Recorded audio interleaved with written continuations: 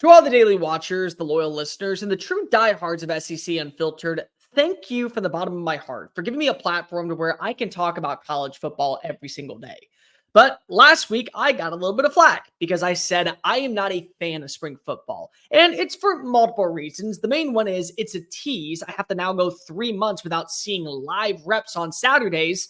But the other thing, overreaction culture comes out. You can see it from a mile away. One of the people who was just looking for the clicks here on YouTube coming out with a video talking about what's going on with quarterback battles. And apparently, there is a giant one right now in Austin because Arch Manning decided to ball out in the orange and white game. And so today, the question I have for you, should Arch Manning start for the Longhorns in 2024? What's going on, SEC Unfiltered? It is Cole Thompson here. Make sure you like the video, comment down below. Do you think Arch Manning should start for the Longhorns in 2024 as the newcomers of the SEC? And make sure you hit the subscribe button because we're talking college football every single day leading up to week 1 and well past that too. Make sure you're following me on my own YouTube channel at Mr. Cole Thompson. We talk college football over there. Make sure you're following me on social media at Mr. Cole Thompson and us at social media because we're everywhere and we're going to be everywhere. TikTok, Facebook, Instagram, Twitter, whatever Elon Musk wants to call it, at SEC Unfiltered.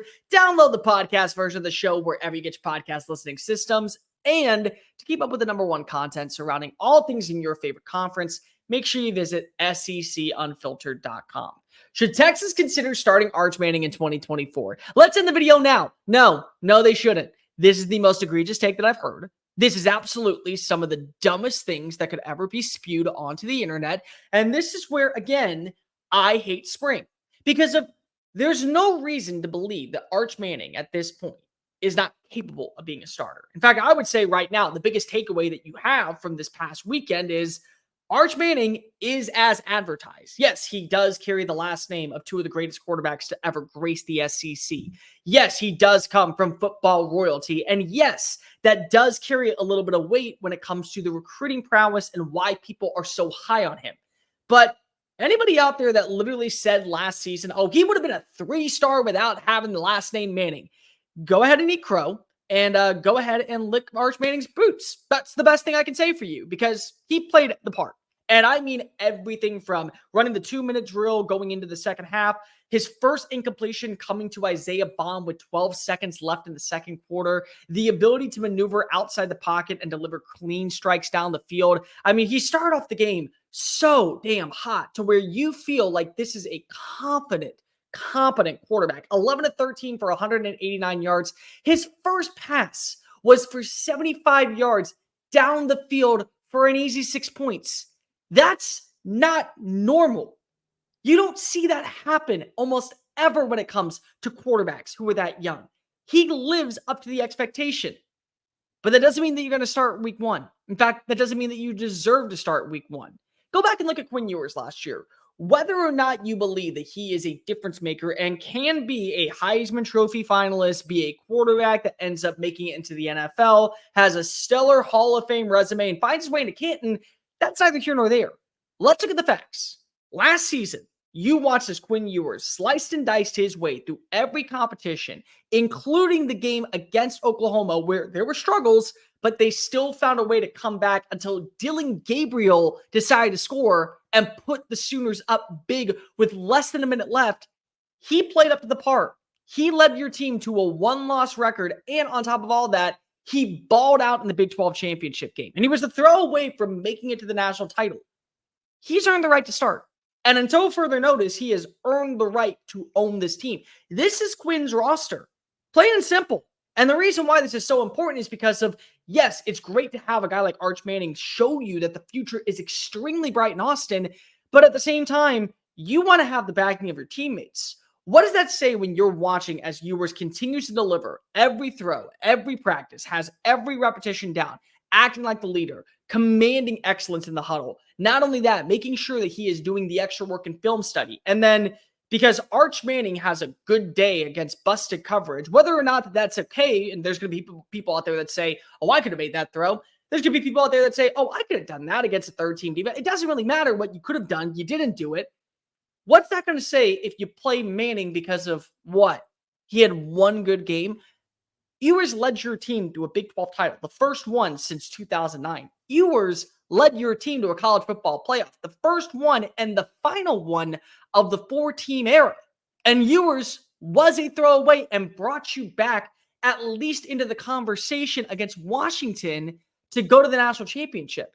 To me, that's all this really comes down to. If I can have a consistent quarterback that has shown me time and time again that he's building off of last season, he's continuing to show improvements, and he has the backing of the locker room, I'm going to make sure I hold on to that for as long as humanly possible. And you know what else I'm going to hold on to? RHOBACK. I talk about RHOBACK all the time on this channel. Thank you so much to RHOBACK for being one of our biggest sponsors. But if you don't know enough about RHOBACK, let me tell you a little bit about why you should be wearing their performance polo hoodies, shorts, and every other thing under the sun going into the summer months. It's hot. It's going to be hot as hell. We got to celebrate the big holidays. Memorial Day. We got America's birthday. You want to make sure that you look good. You want to make sure you feel good. You want to know when you feel great?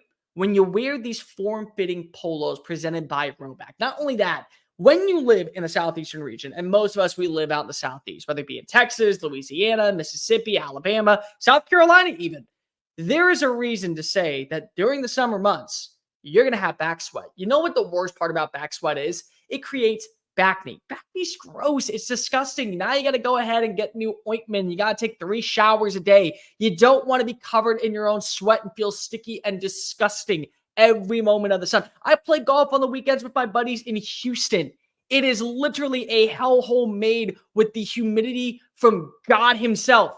And you know what? I don't have back sweat because I'm wearing RHOBACK's performance polos. So if you want to make sure that you feel good, confident, and more importantly, look your best, make sure you visit RHOBACK.com, RHOBACK.com for 20% off your very first purchase on their performance polos, hoodies, shorts, and a ton of other stuff. 20% off your very first purchase. That's a thank you on us for watching this video and a thank you from RHOBACK. So if you want to look good, you want to feel good, and more importantly, you want your team to be dressed to the nine, you got to be dressed to the nine. Make sure that you visit RHOBACK.com. Use the promo code SECU for 20% off your first order.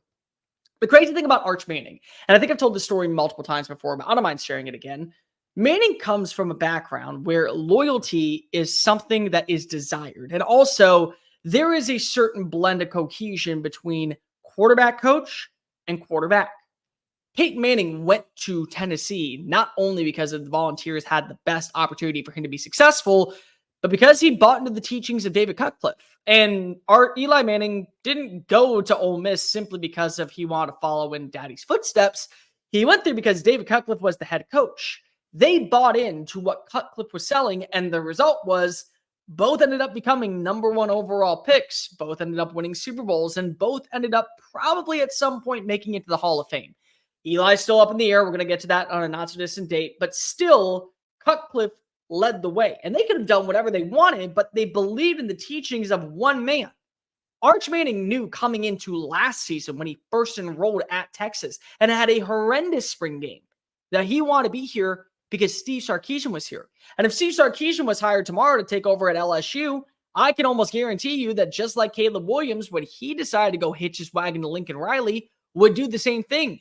Loyalty carries weight, but also at the same time, understanding that when you're loyal to your ends, you will be rewarded the benefits in the process. Whole other thing. Arch Manning knew going into the year he was going to be the backup quarterback. And Arch Manning raises the level of competition to where if Ewers starts to give reasons for him to start, there you go. That's the way that you're playing. But make no mistake about it, it's a new offense. And the other thing that's really important here is that you've already seen the growing pains of what Ewers can be. You know where Ewers is at his best. You know where Ewers is at his worst. You have no idea where Texas is going into a brand new conference and where Manning's going to be at his best or at his worst. This is a roster that is clearly able to win now. I mean, you go back and you remember what this game was like last season when Ewers walked off the field after throwing 3 touchdowns in Bryant-Denny Stadium in a win against Nick Saban in the house that he constructed, redefined, and turned into Title Town once more. That roster is better this year than it was last year.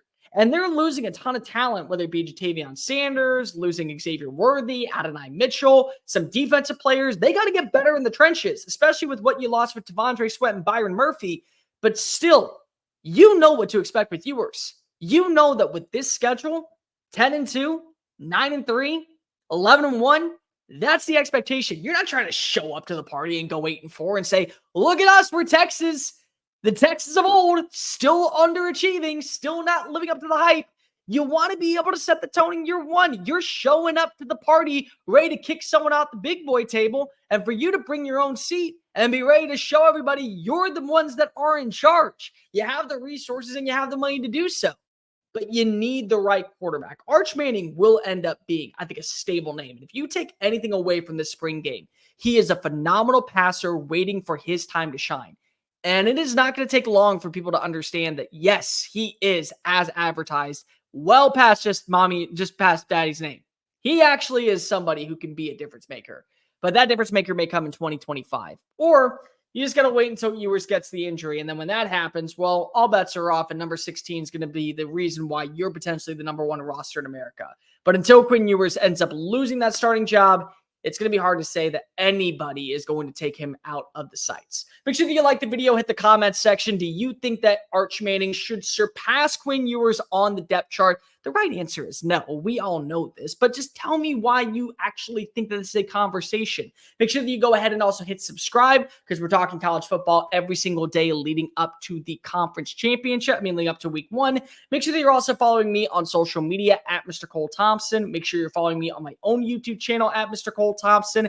Make sure that you download the podcast version of the show. Follow us on social media at SEC Unfiltered. And to keep up with the #1 content surrounding everything in your favorite conference, make sure you visit SECUnfiltered.com. I'm Cole Thompson. Until next time, folks. Later.